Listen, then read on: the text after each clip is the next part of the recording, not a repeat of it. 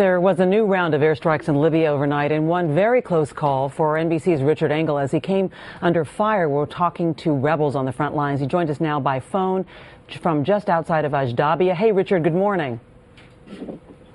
Good morning, and we are back on the rebels' front line now. We've been hearing artillery fire this morning from Gaddafi's troops a few miles away. The rebels here have the numbers, they have the will to fight, but they don't have the discipline or the equipment to take on Gaddafi's troops where they're still dug in. American and European airstrikes stopped a massacre in Benghazi and destroyed many of Gaddafi's heavy weapons. But on the front lines, the rebels are mostly on their own. Here, there are no trenches or sandbags, just men, poorly armed, who want to fight. The rebel front line is about 5 miles outside the town of Ashdabia. Smoke can be seen rising from Ashdabia in the distance. Gaddafi still has tanks and artillery in the town. The rebels watch with binoculars, but can't advance. Outgunned, rebels say they're killed whenever they approach Gaddafi's forces.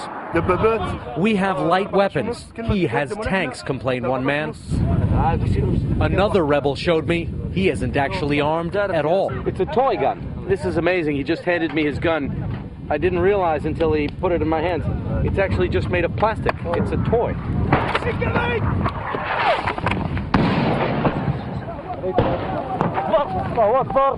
3 explosions 50 yards away. So, as we were doing the interviews, incoming rounds just landed in this area. So some of the rebels are now starting to flee. Rebels cheer that they survived this assault by Gaddafi's army. There have been several artillery rounds that have landed right in this area.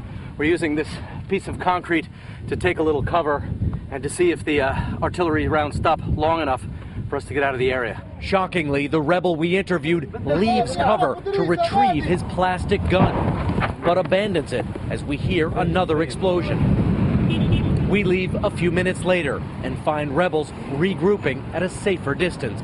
But without leadership or the close air support they desperately want from the West, the rebels are struggling.